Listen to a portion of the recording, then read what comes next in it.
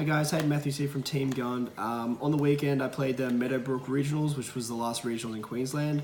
I managed to finish first place once again, so I played Metalfoe, Draco, Abyss Actors, and I want to show you my deck profile since this was obviously the last one.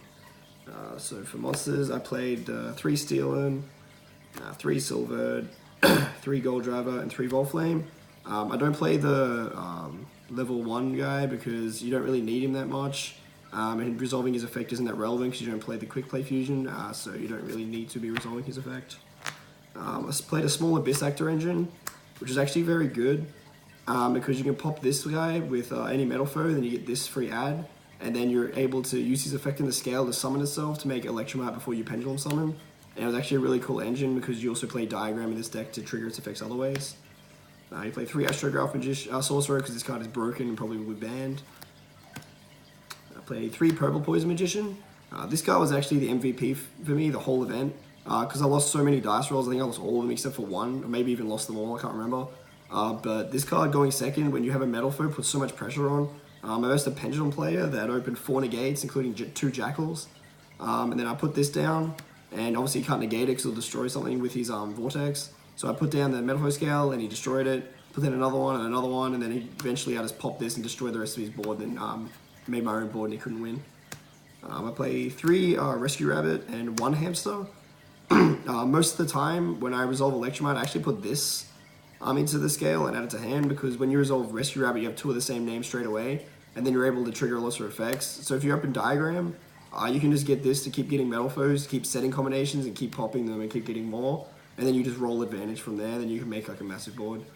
And the last monsters I play are Masterpiece because you can play 1, but having 2 is good pressure, and then you can play a bit of a bigger Draco engine, and also being able to float them off return is really good as well.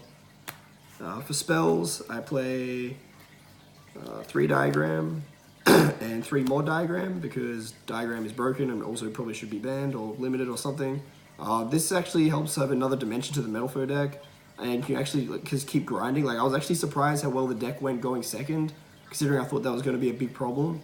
And just having multiple ways to do different plays forces your opponent to interrupt you, and then if they interrupt all the Metalfoe plays and you resolve these, you can get a Masterpiece on the board and they don't have any more outs anymore.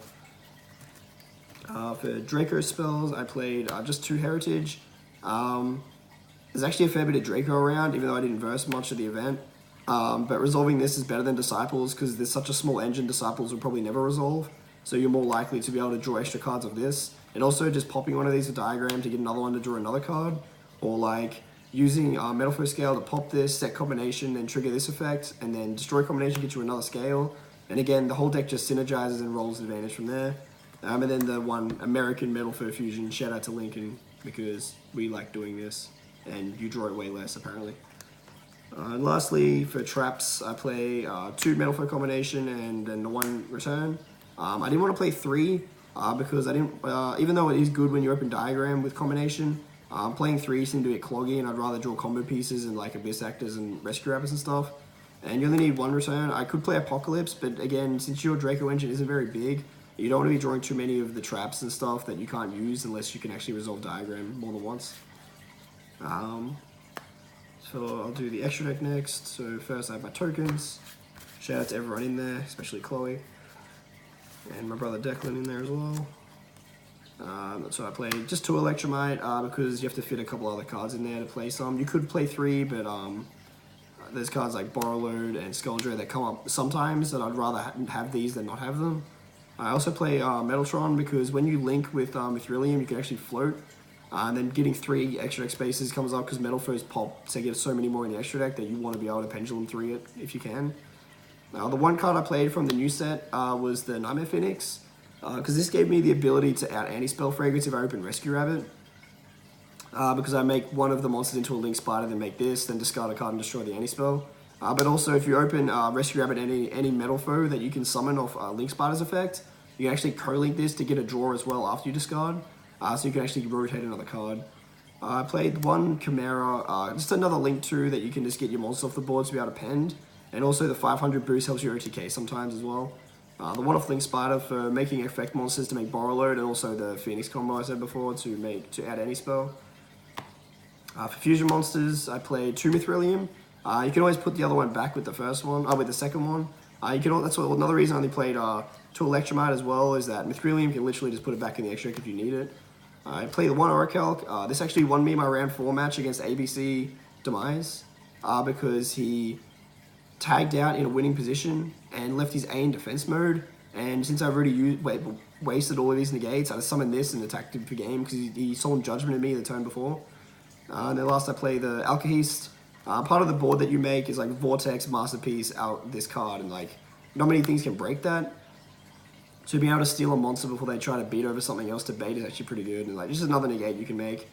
I also played the Vortex Engine obviously because there's a lot of level 7s and you can search them all when you pop combination with Diagram and Astrograph for Electromite and stuff like that. And I did play 1 Starving Venom because I play Purple Poison, the Abyss Actors, and Astrograph. And sometimes this is just better than Electromite because it's bigger. And one of my OTKs was like, I think a Skull Dread floating into a Vortex and having this on the board so I can hit him for 28 3 times per game. And the Piercing comes up sometimes as well. Lastly, the side deck is pretty straightforward, just for the meta and stuff. I play 3 Reaper for the FTK, literally only for the FTK I think, because my extra deck doesn't really have anything else in it. I play Wavering Eyes. This was going to be Ogre or Wavering Eyes, because the FTK, obviously Wavering Eyes would do nothing because they will just kill you. But this card actually was really insane for breaking boards in the normal Pendulum matchup because Pendulum went back to a normal deck.